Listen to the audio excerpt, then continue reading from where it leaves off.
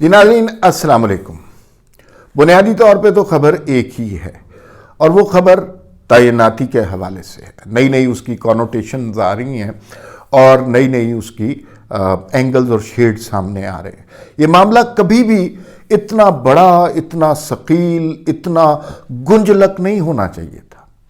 हम जब इस पे बहुत ज़्यादा बात करते हैं और सारा मीडिया इस पे धंसा होता है और इसके अलावा कोई सब्जेक्ट नहीं होता, और वाकई नहीं है पाकिस्तान में, ये भी मैं आपको बता दूं, सारी चीज़ें एक नुक्ते पे मरकूज़ हो रही हैं।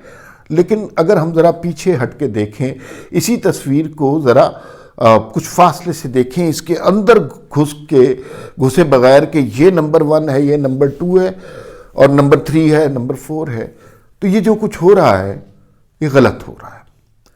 किन मानों में गलत हो रहा है कि बुनियादी तौर पर हम इस्लामी जमहूरिया पाकिस्तान, जमहूरियत में जो पार्लियामान है उसका एहतराम होता है, वो सबसे ज़्यादा उसकी वैल्यू होती है, और उसके जो पार्लिमानी लीडर होता है वज़ीर आज़म, वो सबसे ताकतवर शख्स होता है। पार्लिमानी कमेटीज़ वज़ीर आज़म के बाद सबसे इम्पॉर्टेंट होती हैं, फिर काबीना सबसे इम्पॉर्टेंट होती है। लेकिन यहाँ पर ये मामला बिल्कुल मुख्तलिफ है। उसमें कसूर शायद मीडिया का नहीं है, उसमें कसूर हमारी तारीख का है।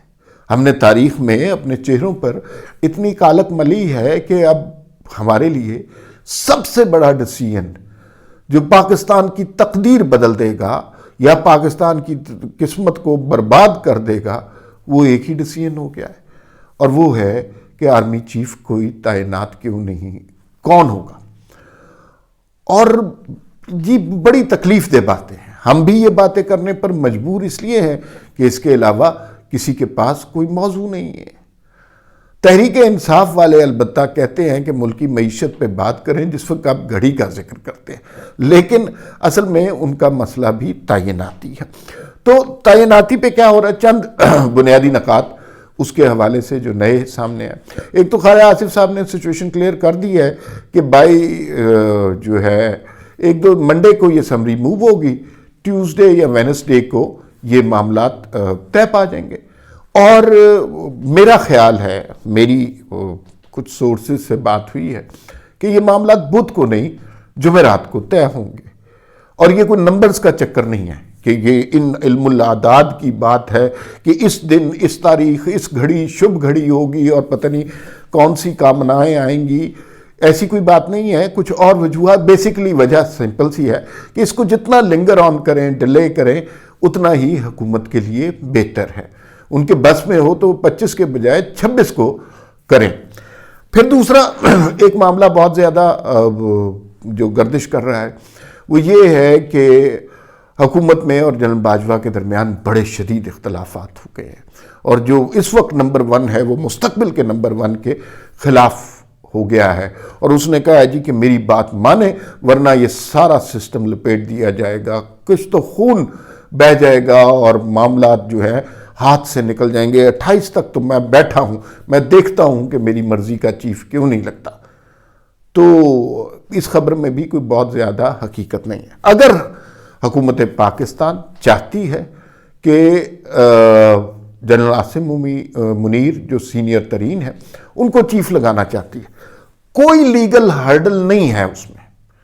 कोई ये जो बातें हो रही हैं कि अदालतों में पहुंच जाएंगे और उधर इमरान खान को अनलीश कर दिया जाएगा, वो लॉन्ग मार्च में 10 करोड़ लोग शामिल हो जाएंगे, मुल्क में इमरजेंसी की सूरत हाल होगी, और फिर सदर आरिफ अलवी स्टे ले लेंगे और वो कागज़ दबा के बैठ जाएंगे, इसमें कोई हकीकत नहीं है। अगर हुकूमत फैसला करती है, रिकमेंडेशन सबकी होंगी, शहबाज शरीफ की होगी, आसिफ जरदारी की, फजलुर रहमान की, मौलाना फजलुर रहमान की, नवाज शरीफ की, मरीम नवाज की, सबकी रिकमेंडेशन है।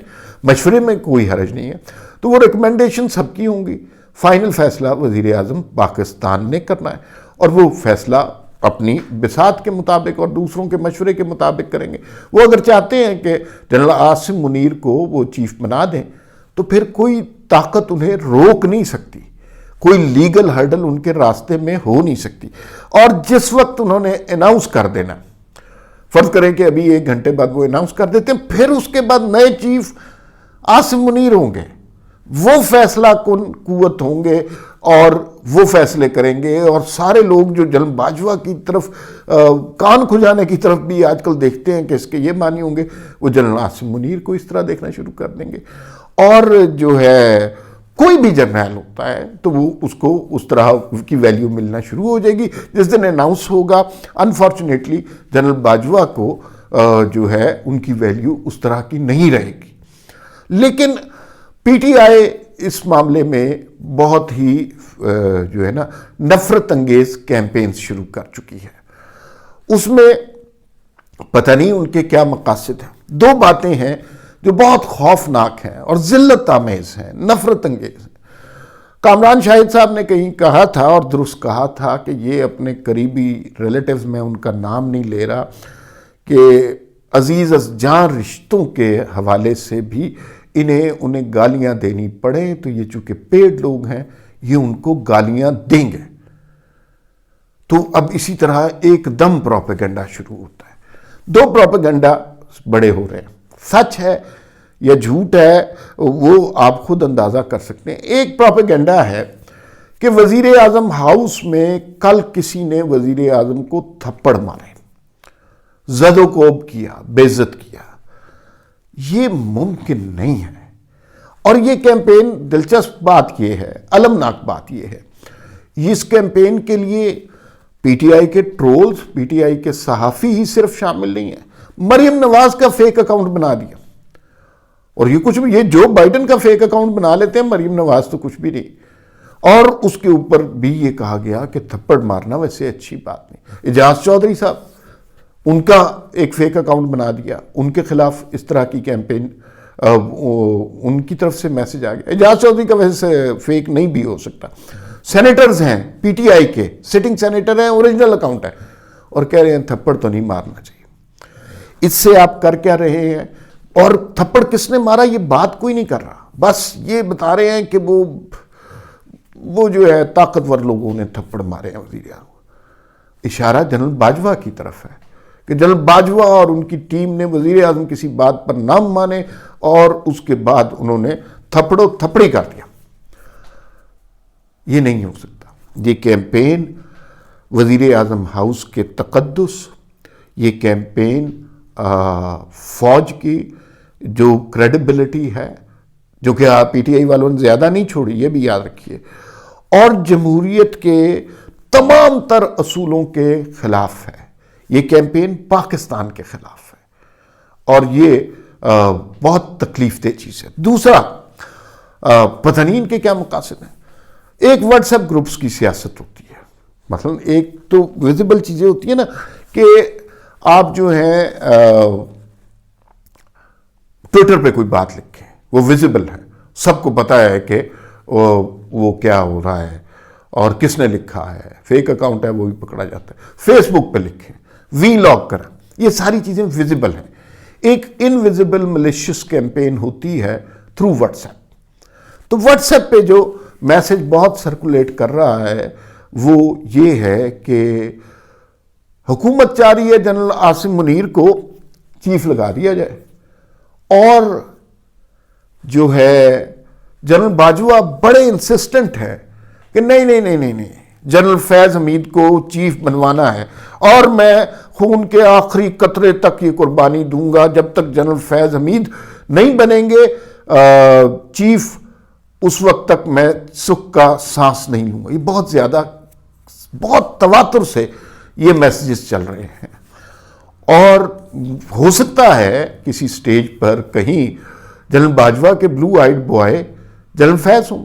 जाहिर है वो इस मकाम तक पहुंचे हैं तो वो कुछ ना कुछ, कोई दोस्ती यारी होगी, कोई एहतराम होगा, कोई प्रोफेशनल कैपेबिलिटीज़ का एतराफ़ होगा। लेकिन क्या इस स्टेज पर जब एक जमहूरी हुकूमत है, जब सारे सियासी जमहूरी इत्तेहादी एक साइड पर खड़े हैं और नफरत फैलाने वाला शख्स दूसरी साइड पे खड़ा हुआ है, क्या जनरल बाजवा शहबाज शरीफ को ये कह सकते हैं कि ठीक है लिस्ट तो आ गई लेकिन बंदा मेरा लगाना है? क्या ये बात इतने खुले में हो सकती है? तो ये बेसिकली जनरल बाजवा کے خلاف ایک کیمپین شروع کی گئی ہے، جنرل فیض حمید کے حق میں ایک کیمپین شروع کی گئی ہے۔ یہ بنیادی طور پر جو ہے پاکستان کے خلاف ایک کیمپین ہے کہ وہ ضرور چاہ رہے ہیں کہ جنرل فیض حمید کو لگایا جائے۔ ایسا نہیں ہو سکتا، اس اسٹیج پر وزیر اعظم کو ایک فیصلے میں کوئی شخص مداخلت نہیں کر سکتا۔ بہرحال یہ ساری گفتگو کرنے کے بعد یہ جملہ کہہ دینا ضروری ہے کہ اس ملک میں بہت سی ہمارے اندازے خوش گمانیوں پر مبنی ہوتے ہیں۔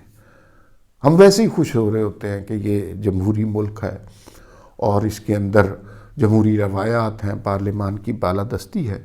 بعض اوقات جو کچھ ہم سوچ رہے ہوتے ہیں، جو ہماری خوش گمانیاں ہوتی ہیں، نتائج اس کے برعکس بھی نکلتے ہیں۔